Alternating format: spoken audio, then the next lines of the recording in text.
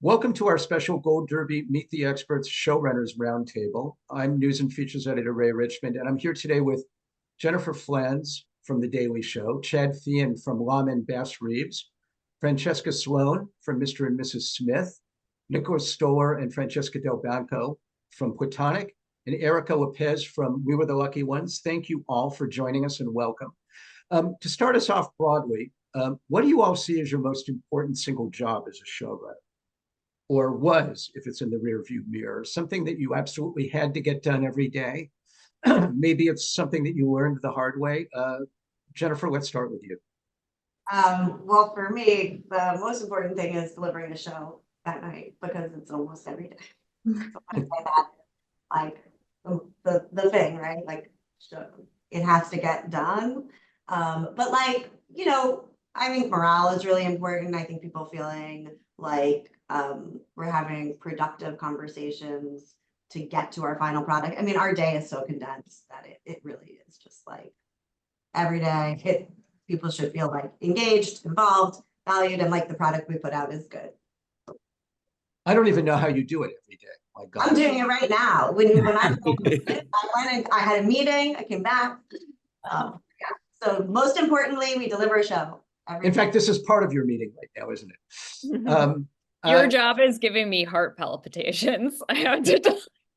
I grew up here, so I've been here for 27. I'm like, this is what I know. I like worked in animation for 2 seconds, and I was like, this takes so long. So I came back. It really, really like I was a crammer in college, like so I crammed. There you go. Chad, how about you? What's the single thing you have to get done every day as a showrunner?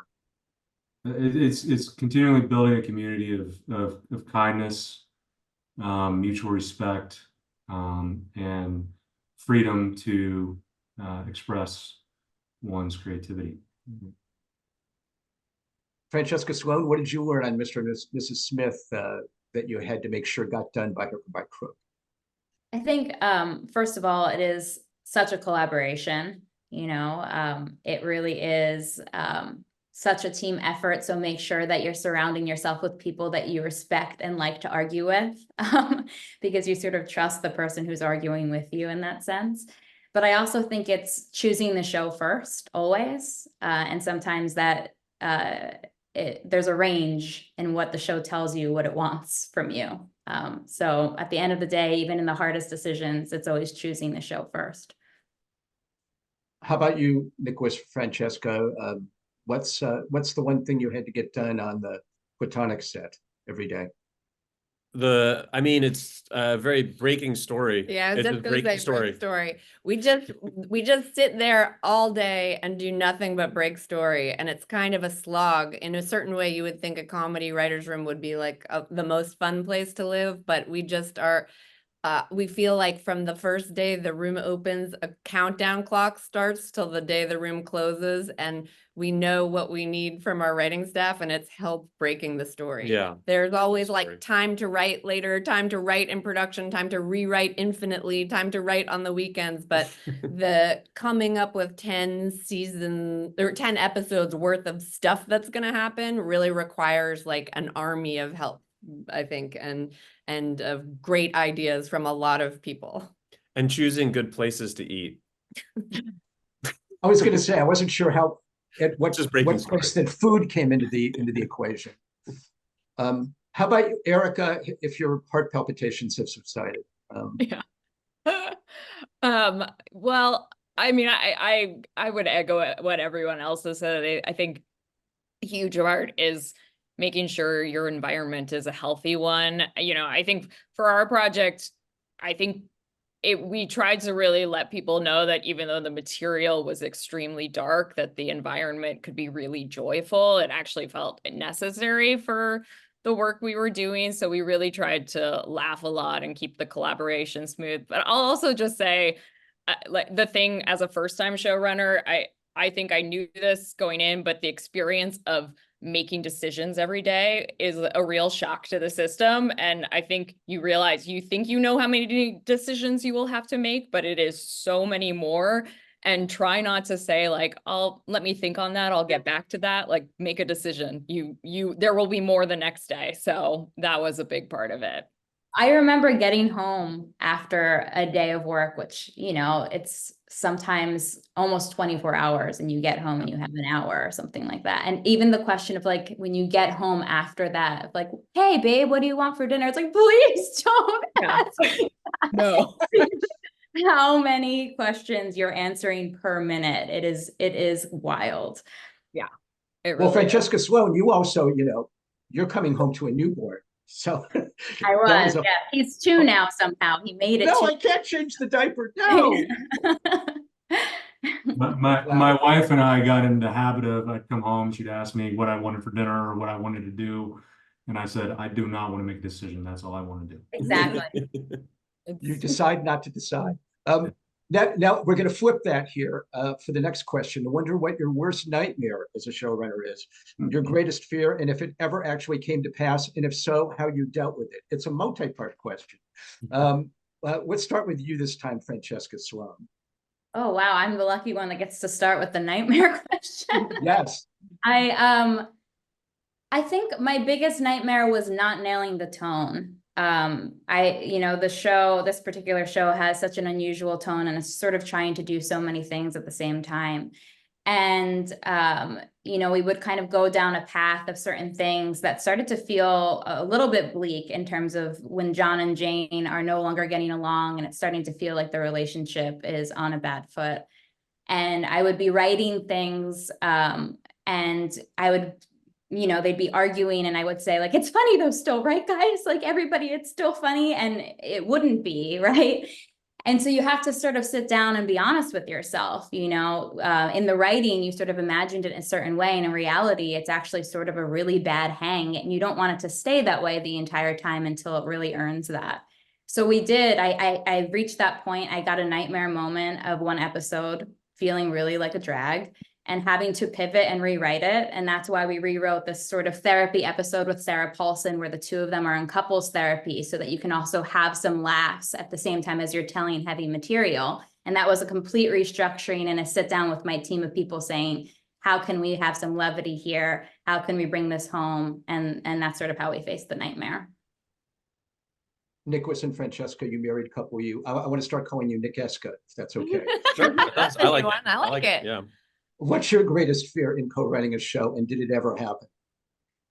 It's when the story collapses and you're in production, because we also direct all of them. Like I directed 7 of the first season, you directed 3, and so we have to write it all beforehand. And we're also directing it all, so you know, we can't be writing it while we're shooting. And so a story collapsing and having to kind of re-break an episode while we're shooting, and it did happen.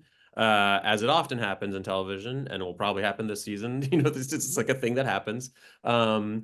And you just have to, because a big part of it too is keeping a clear eye on what's happening in your show, and it's very hard to do that when you're also in production and directing it. And so, you know, Yeah, I had the same thought. It's the feeling of like when the clock is ticking and all of the things are in motion and cameras are rolling and suddenly a script just doesn't work is a nightmare, the showrunner nightmare. And it's happened to us, and it happened in episode. episode 9. Seth, who's a producer on the show and a brilliant writer, was like, this just doesn't work. And we were like, you were right. And then we all like got together and like, But the feeling of like being though was called to his trailer to sit down and have him say like, this isn't good, is a bad feeling. yeah. He was correct, but you still don't want to hear it, and you still don't know where the time will come from to do the work to make it, and somehow it happens, but it's very scary. Yeah. You just, and he also, fortunately, being a producer and a writer and having directed, he understands the production concerns. He's not, you know, and so it was like, we were like, okay, we have the house, we have this set, we have that set, let's figure it out in this little area. And it ended up being an awesome episode. It was really good.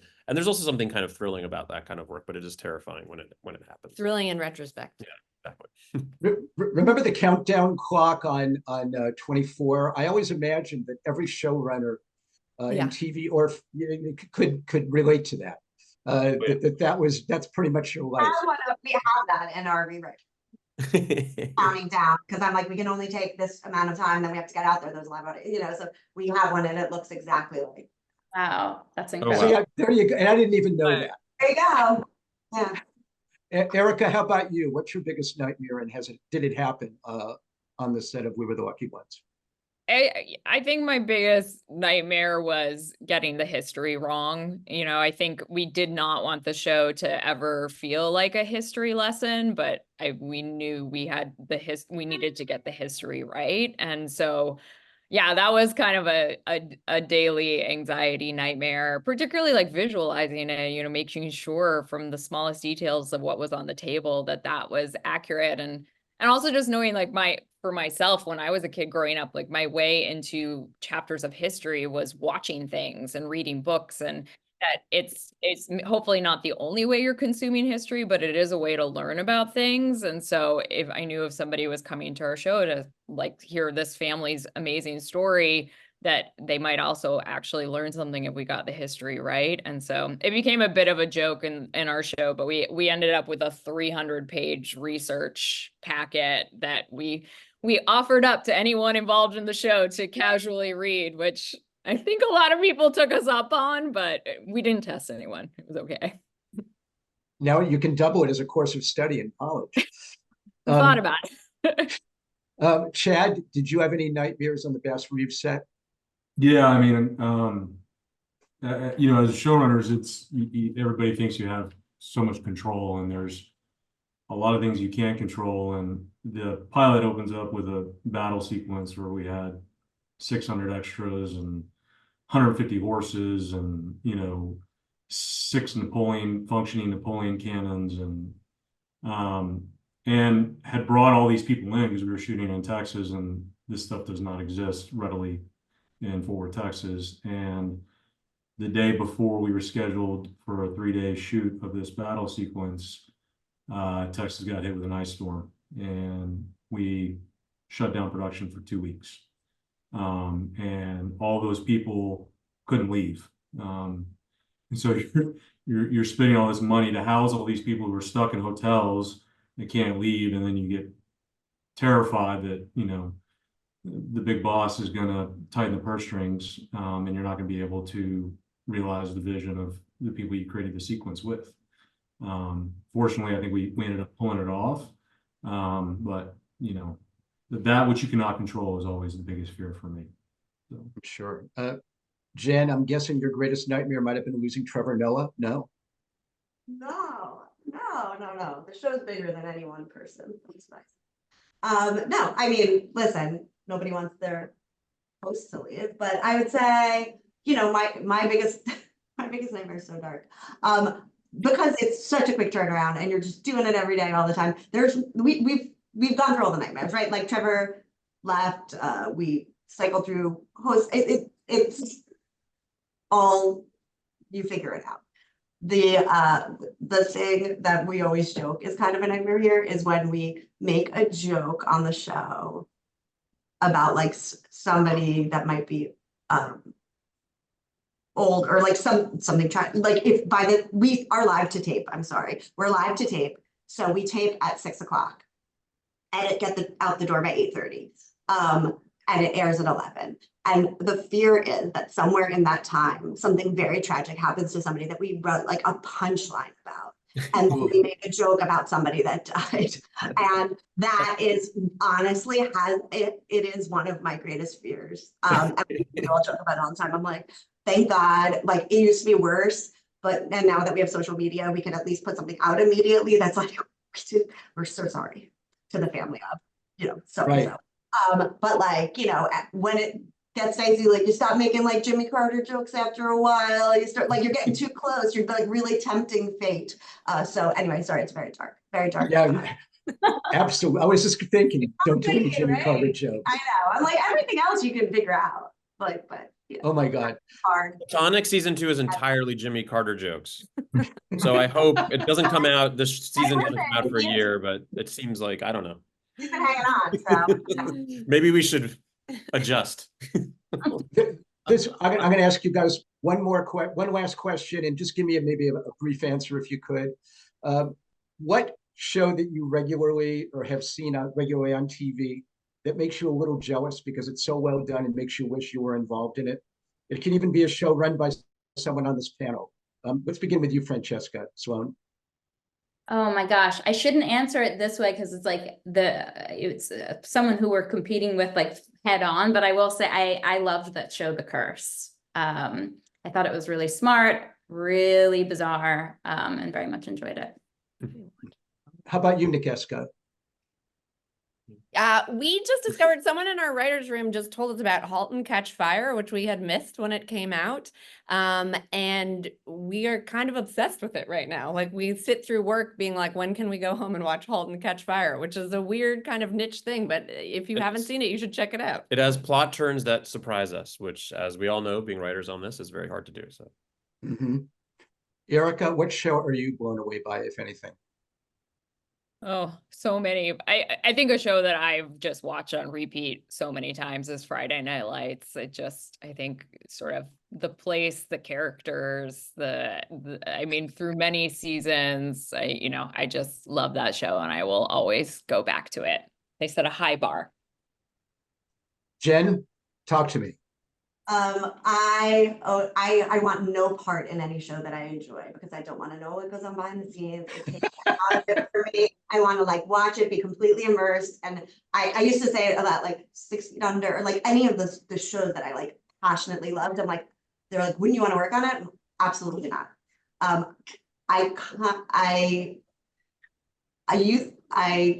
joke, but live at Daryl's house, I don't know if anybody knows this, it was like Daryl Hall has a barn and he plays music with different bands, and I'm like, that seems fun. I could like if I could show run another show, that seems like a good time. I like my dramas and my comedies. I like to I know what you mean about not wanting to be involved in a show. I love being a fan. Ruin it for you. I was sad when people told me that the Bachelor contestants were coached. I was like, oh my God, reality TV is not real. Why? I can't believe this. And finally, Chad. I can't stop watching The Office over and over and over again. I typically write dark stuff, and so to come home at night and pop a gummy and watch Michael Scott get full of himself is the highlight of my day every day, next to my wife and children. So. Fabulous. I think we're going to leave things there. Once again, our esteemed panelists have been Jennifer Flanz for The Daily Show, Chad Feehan for Lawmen Bass Reeves, Francesca Sloane for Mr. and Mrs. Smith, Nicholas Stoller and Francesca Delbanco for Platonic, and Erica Lipez for We Were the Lucky Ones. Best of luck to the 6 of you this Emmy season, and thanks for joining us today at Gold Derby. Thanks. Thank you so much.